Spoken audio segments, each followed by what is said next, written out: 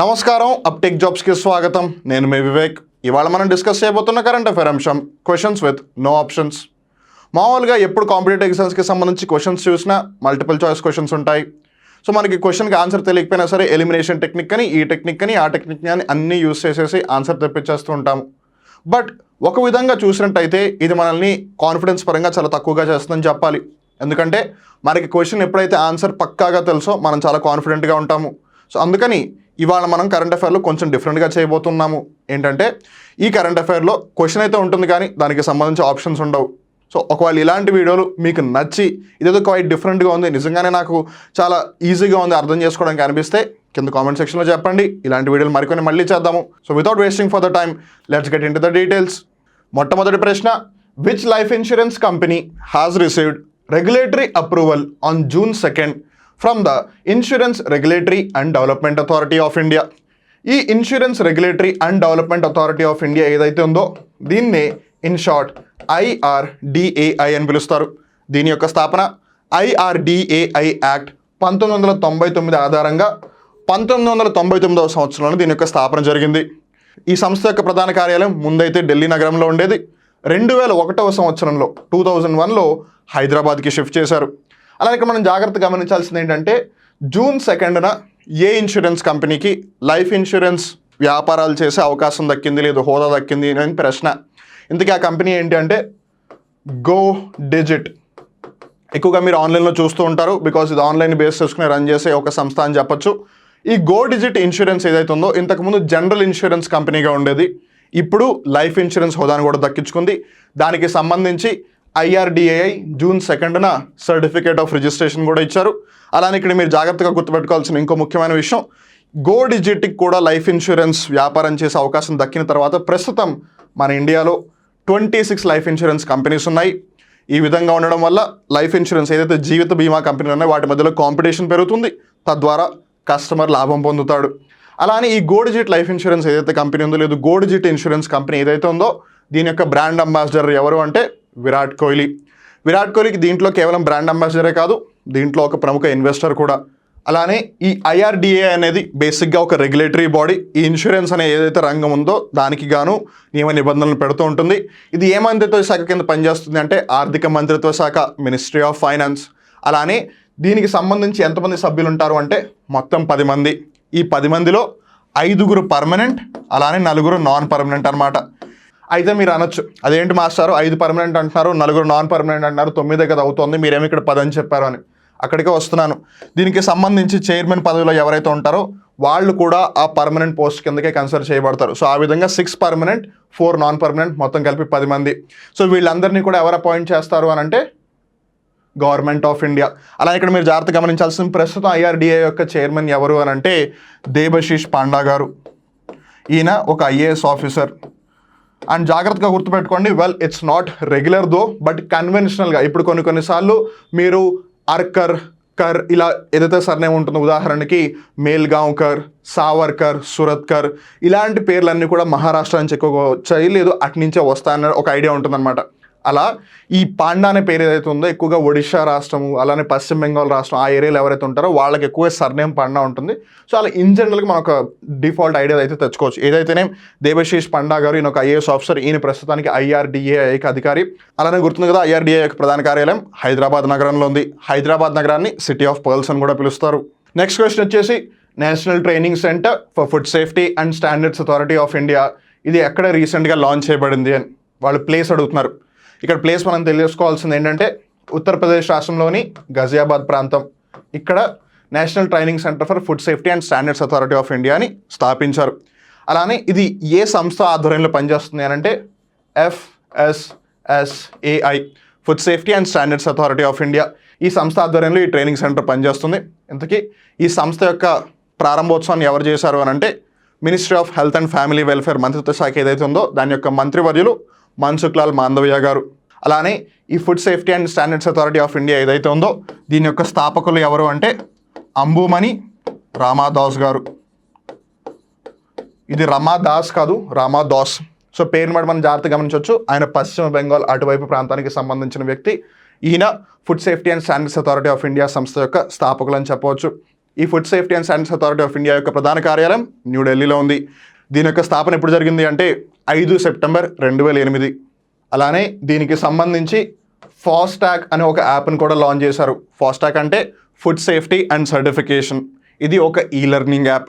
మూడవ ప్రశ్న, which famous international football player and that to professional player declared his retirement on June 4th? ఆయనకి 41 ఏళ్ళు, Sweden దేశానికి సంబంధించిన అతను. అలానే లాస్ట్ తను ఏ క్లబ్కి మ్యాచ్ ఆడారు అంటే AC మిలాన్. రిటైర్మెంట్ ఇస్తూ తను ఒక స్టేట్మెంట్ ఇచ్చారు. నేను మొట్టమొదటిసారిగా AC మిలాన్కి ఆడినప్పుడు నాకు ఆనందం కలిగింది, రెండోసారి నుంచి నాకు ఎప్పుడు ప్రేమే దక్కింది. నేను ఆటకి వీడ్కోలు చెప్తున్నాను కానీ అభిమానులకి కాదు అని ఆ క్రీడాకారుడు ఒక పబ్లిక్ స్టేట్మెంట్ ఇస్తూ June 4వ తేదీన తన యొక్క ప్రొఫెషనల్ కెరీర్లో ఇంటర్నేషనల్ మ్యాచెస్ పరంగా లాస్ట్ మ్యాచ్ ఆడాడు అనమాట. ఆ పర్సన్ ఎవరు అని అంటే జ్లాటన్ ఇబ్రహిమోవిచ్.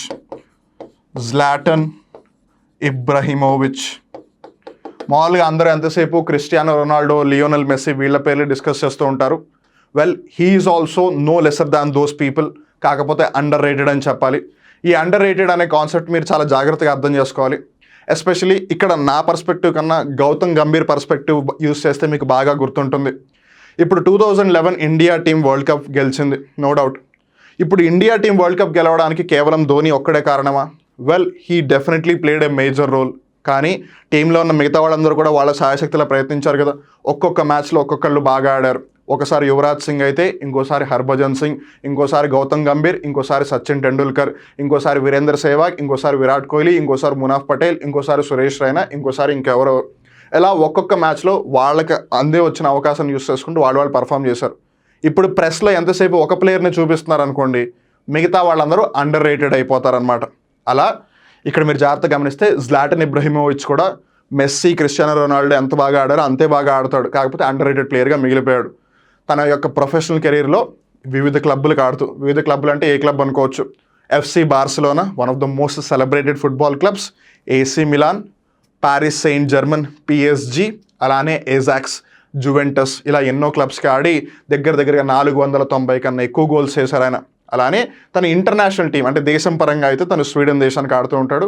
అలానే రీసెంట్గా నిన్న ఆదివారం నోవాక్ జాకోవిచ్, సెర్బియా దేశానికి చెందిన అతను, తన యొక్క 23వ గ్రాండ్ స్లామ్ టైటిల్ని గెలుచుకున్నాడు.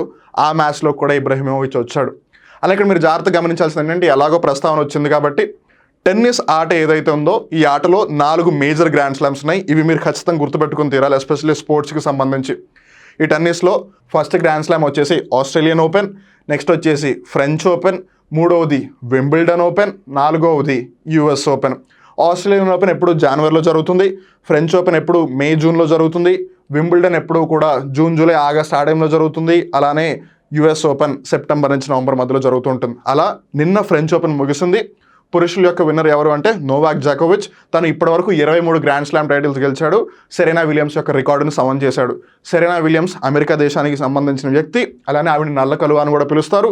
And she has also got 23 grand slam titles. అలానే ఉమెన్ ఫ్రెంచ్ ఓపెన్కి సంబంధించి మనం విన్నర్ గమనించినట్టయితే ఈగా స్వియాన్టెక్, ఆవిడ పోలాండ్ దేశస్తురాలు. Next question, which Indian bank recently launched the campaign named I am Adyar, Adyar is me. So ఒక bank and that ఒక private bank అనమాట. ప్రైవేట్ బ్యాంకే కానీ డెఫినెట్లీ వితౌట్ ఎ డౌట్ ఒక commercial bank. Especially southern part of India, మన దక్షిణ భారతదేశంలో ఎక్కువగా వ్యాపారం చేస్తూ ఉంది ఈ bank. I am Adyar, Adyar is me అని ఒక క్యాంపెయిన్ స్టార్ట్ చేసింది. It's like a never before campaign అని చెప్పాలి. దానికి గల కారణం, ఈ అడియార్ అనేది బేసిక్గా ఒక నది. అయితే ఈ నది చుట్టుపక్కల ఎవరైతే ప్రజలు ఉంటున్నారో వాళ్ళందరిని ఉద్దేశించి ఏదైతే ఫెడరల్ బ్యాంక్ యొక్క బ్రాంచ్ ఉందో అడియార్లో, ఆ బ్రాంచ్ని వాళ్ళు కంప్లీట్గా ఒక మ్యూజియంలా మార్చేశారనమాట. రానున్న 2 వారాలు కూడా పొద్దున 10 నుంచి సాయంత్రం 6 వరకు ఆ బ్యాంక్ కాస్త మ్యూజియం అయిపోతుంది. మ్యూజియం ఎలా చేశారు అని అంటే, ఆ చుట్టుపక్కల ఉన్న ప్రజలు, ఆ అడియార్ కమ్యూనిటీ ఎవరైతే ఉన్నారో, గుర్తుపెట్టుకోండి అడియార్ అనే నది కూడా ఉంది, అడియార్ అనే ఏరియా కూడా ఉంది చెన్నైలో. సో ఆ జనాలు ఎవరైతే అక్కడ ఉంటున్నారో వాళ్ళందరి యొక్క హిస్టరీ, వాళ్ళందరి యొక్క చరిత్ర, వాళ్ళ దగ్గర ఉన్న మెమరీస్ అన్నింటినీ కలెక్ట్ చేసుకుని, అలానే వాళ్ళ దగ్గర ఉన్న ఫొటోస్ తీసుకుని, దీనికోసం ఆ బ్యాంక్ అధికారులందరూ చుట్టుపక్కల ఏరియాలో ఉంటున్న వాళ్ళందరి దగ్గరికి వెళ్ళి స్టోరీస్ అడిగి తెలుసుకున్నారు. అలా అడిగి తెలుసుకుని ఒక 100 ఇంపార్టెంట్ స్టోరీస్ని కలెక్ట్ చేసి వాటిలో కూడా ది మోస్ట్ ఇంపార్టెంట్ 40ని వాళ్ళు అక్కడ మ్యూజియం లాగా ప్రదర్శిస్తారనమాట. And this is a never before initiative. ఎందుకనంటే వాళ్ళు ఒకవైపు వాళ్ళ యొక్క చరిత్రని మళ్ళీ తిరిగి అందరికీ తెలిసేలా చేస్తున్నారు, వాళ్ళ యొక్క చరిత్ర ఎంత ఇంపార్టెన్స్ అందరికీ చెప్తున్నారు. అలానే వాళ్ళ బ్యాంక్ యొక్క మార్కెటింగ్ కూడా వాళ్ళు చేసుకుంటున్నారు. సో ఈ విధంగా ఒక క్యాంపెయిన్ చేపట్టిన బ్యాంక్ ఏది అని అంటే ఫెడరల్ బ్యాంక్. ఈ ఫెడరల్ బ్యాంక్ యొక్క ప్రస్తుత సీఈఓ శ్యామ్ శ్రీనివాసన్ 2010 సంవత్సరం నుంచి ఈయనే సీఈఓగా ఉన్నారు. అలానే దీని యొక్క స్థాపకులు ఎవరు అంటే కేపీ హార్మిస్ గారు. ఈ ఫెడరల్ బ్యాంక్ యొక్క ప్రధాన కార్యాలయం ఎక్కడ ఉంది అని అంటే కేరళ రాష్ట్రంలోని కొచ్చి జిల్లాలో ఆలువా అనే ప్రాంతంలో ఉంది. Next question, who gets the 57th Jnanpith award? So 57వ జ్ఞాన్పీఠ్ పురస్కారం ఎవరికి దక్కింది అన్నది ప్రశ్న. దామోదర్ మౌజో గారికి దక్కింది. దామోదర్ మౌజో, ఈయనకి 57th జ్ఞాన్పీఠ్ పురస్కారం లభించింది 2022వ సంవత్సరానికి కానీ, ఎందుకంటే ఇంకా 2023 ఫినిష్ అవ్వలేదు. ఈ జ్ఞాన్పీఠ్ పురస్కారం అనేది 1964లో అంటే అనౌన్స్ చేశారన్నమాట, ఇలా ఒక పురస్కారం ఇస్తాము అని. అలా 1965 నుంచి ప్రతి సంవత్సరం అందరికీ ఇస్తూ ఉన్నారు. అలా 1965లో మొట్టమొదటి జ్ఞాన్పీఠ్ పురస్కార గ్రహీత ఎవరు అని అంటే శంకర కురుబ్ గారు. శంకర కురుబ్ గారు, he was the first recipient of Jnanpith award. అలానే ఈ ఫస్ట్ రెసిపియంట్ ఎవరైతే ఉన్నారో ఈయన ఏ భాషకి సంబంధించిన రచయిత అంటే మలయాళం భాష. ఇక్కడ మనం జాగ్రత్తగా గమనించాల్సింది ఏంటంటే, ఉదాహరణకి ఒక భాషకి సంబంధించి ఎవరికైనా పురస్కారం లభిస్తే అదే భాషకి సంబంధించి వచ్చే 2 సంవత్సరాలు కూడా ఎవరిని కన్సిడర్ చేయరు అనమాట. అది వాళ్ళ యొక్క రూల్. ప్రతి 3 సంవత్సరాలకి గాను ఒక కమిటీ ఏర్పాటవుతుంది. ఉదాహరణకి ఇప్పుడు 2022వ సంవత్సరానికి గాను దామోదర్ మౌజో గారికి పురస్కారం లభించింది. ఆయన కొంకణి భాష రచయిత అనమాట. ఈ కొంకణి భాష అనేది గోవా రాష్ట్రంలో బాగా ప్రాచుర్యం పొందింది. ఆయన ఎక్కువ రచనలు అన్నీ కూడా కొంకణి భాషలో చేశారు. ఒకే ఒక్క రచన మటుకు ఆంగ్ల భాషలో చేశారు. సో అలా ఉదాహరణకి ఇప్పుడు 2022లో కొంకణి భాషకి సంబంధించిన రచయితకి పురస్కారం వచ్చింది కాబట్టి 2023, 2024 సంవత్సరాల్లో కొంకణి రచయితలకు ఎవరికి కూడా ఈ పురస్కారం లభించే అవకాశం లేదు. ఒకవేళ మళ్ళీ లభించాలి అంటే 2025 సంవత్సరం వరకు వేచి ఉండాలి. సో చూసారు కదా ఇవాల్టి 5 ప్రశ్నలు. కొంచెం వింతగా ఉంటుంది, but definitely change is something that we definitely need to welcome. Change వస్తేనే మనం ఏ విధంగా ఉన్నాము, ఏ విధంగా ఉండగలము అనేవి అన్నీ కూడా మనకి తెలుస్తాయి. మీరు ఏదో ఒకటి కొత్త విషయాలు నేర్చుకున్నారనుకుంటున్నాను. మళ్ళీ ఇంకో రోజు ఇంకో కొత్త కరెంట్ అఫైర్ ఎపిసోడ్లో కలుద్దాం. అప్పటి వరకు చూస్తూనే ఉండండి అప్టేక్ జాబ్స్. మిమ్మల్ని మీరు అప్డేట్ చేసుకోండి. అప్పటి వరకు నేను మీ వివేక్. నమస్కారం.